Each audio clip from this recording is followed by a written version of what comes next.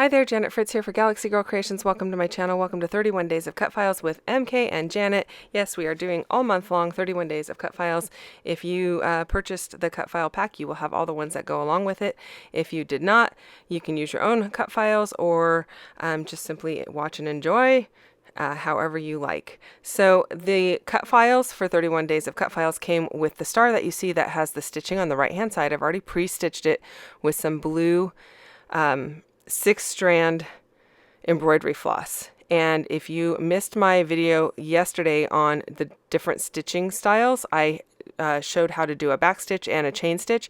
You can go back and watch that. I'll try to remember to put the link down below for you. The star that I am punching holes in right now is the center of the star on the right hand side. Your cut file would have come with that, and it did not have any holes in it because you could do it whatever you want with it. So I decided to use my mouse pad and a piercing tool, and I just pierced some holes in it. I am going to go ahead and stitch those. I don't really show you the stitching on camera since I did a whole video yesterday on how to do stitching. So that's something you'll have to go back and watch over there. I apologize that it's not on here. I had a couple of pieces of paper in my scrap bin. The blue one is just a scrap piece. I didn't have a whole bunch of it. The red one I have a lot of because I bought like a 25 pack at Tuesday morning for, I don't know, super cheap, maybe $3 or $4. And I've had a lot of this in my stash, and I still have a little bit, so I'm slowly using it up. The red stripes are also from my scrap bin. Trying to use up a little bit of scraps on this particular layout. So in case you're wondering what I am scrapbooking, I have these 3 photos of this flag at the Acuity Insurance campus in Wisconsin. It's in, I think, Sheboygan, or right outside of that area. And it is the U.S.'s largest free-flying flag. That's hard to say. The base of the pole is like 11 feet at the bottom. The flag is huge. It's like 75 feet by 100 and something feet. I don't know. It's huge. And so, and on the grounds below that is some brickwork, and it is a veterans memorial. It's got the names of different veterans that are, I believe, from that area in it. So I've got these 3 photos of the flag. I am actually going to combine this layout with the layout for Thursday, and that's going to have more details about this flag and the Veterans Memorial. So you'll see more of that on Thursday. I'm combining the 2. They're going to be companion pages. But for today, you're just getting this one. And so I took my scallop punch, I scallop punched that red stripe, and then the offcut from the scallop I put at the top of the page. I am going to make this bottom star into a shaker pocket. So I'm going to be pulling out some sequins to go ahead and stick inside of there. And then I'm just trying to figure out exactly how I want the stripes to go on the page. And what I decided is I want them to go horizontal across the page, just like the 2 little border strips that I did, because otherwise I feel like it's competing with the border strips, or the border strip at the top and the one that is marrying the 2 papers, the blue paper and the red paper. And so I just felt like it was kind of weird. And so I played around with how that's going to work. And then I just used the smaller star as a guide, and I cut a little bit larger than the smaller star so that it will fit underneath the big star. Now I am just taking a little bit of red Dilutions spray and sprinkling that all over these stars. And then I am taking some blue in Lapis. This is Lapis Media Gloss Spray from Dina Wakley, and that's the color Lapis. And I'm sprayed that, or sprinkled that all over, just to give it a little bit of a celebratory effect rather than just being plain white. And then I am using some Dress Blues Catherine Pooler ink. The color is Dress Blues. It's pretty good color of blue to match that floss that I used, and I'm just inking around this just to make it kind of pop a little bit more.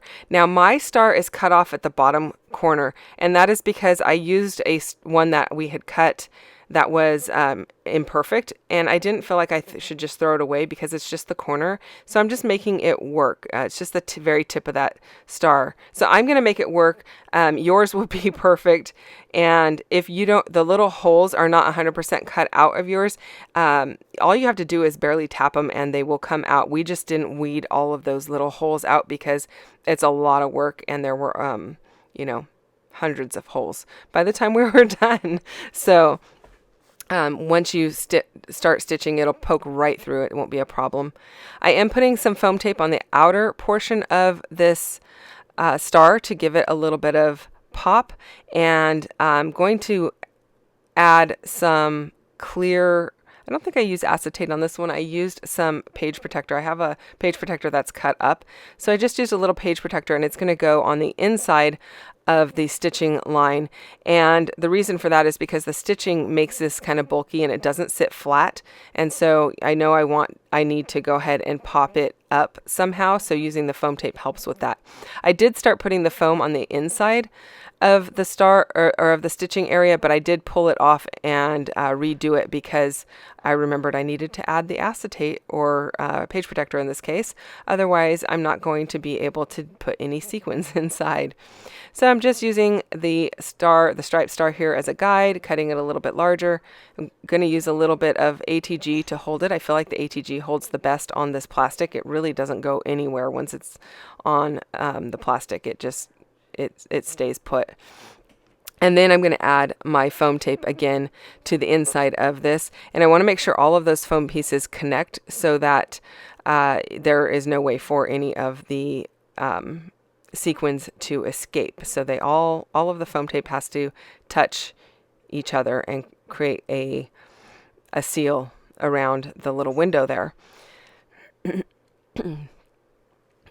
And I'm just using foam tape. I'm using the Fun Foam from Walmart. I'm not using like a roll of tape or foam tape that comes on a roll, but you can definitely do that. You can use whatever kind of foam tape you have. It just has to seal around the plastic area because, like I said, you don't want your sequins to escape. So I have this flag taken at 3 different perspectives. You can see that center one, how huge the pole is. I believe in one of those 2 side ones, and I don't remember which one it is. My husband's cousin is standing at the bottom, either his cousin or our friend that is married to his cousin. And that sounded weird, like I should just call her my cousin too, which she now is, but she was our friend for many years before that. So that little turquoise tool that I just pulled out is a powder tool from Tailored Expressions. It works amazing. It's like a little powder puff and you just tap it. I have never been a fan of some of the other powder tools that have like the little brush at the end. I don't feel like the powder comes out very well. And the little square bag that the powder comes in, it's messy to me and kind of gets everywhere. It doesn't really have a way to seal it unless you put it in a baggie. And one of the ladies at one of the crops I went to had this one from Tailored Expressions, and it is amazing. I love it. So I went right out and bought it.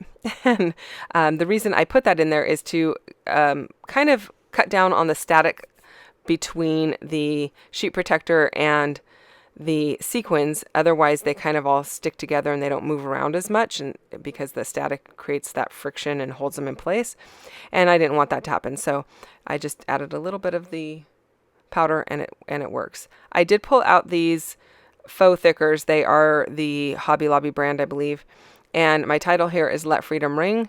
That star at the top is also popped up onto foam, but because these are foam thickers, I can just go ahead and adhere them right over the top of it, and it doesn't matter. They're not like chipboard thickers or anything where you have to kind of, if they're hanging off the edge, you got to support them with foam. These ones have flexibility, so that's okay. I am using a label stamp. This is from the stamp market. It's called Labeled, and it is no longer available. I'm not even going to put it in the description box down below because it's impossible to find. I have tried many times, but it's just a label stamp. I just happen to like it because it's the perfect size, in my opinion, for what I do. And so I stamped it in the Dress Blues Catherine Pooler ink again, and that's going to give me a little place to do a little bit of journaling.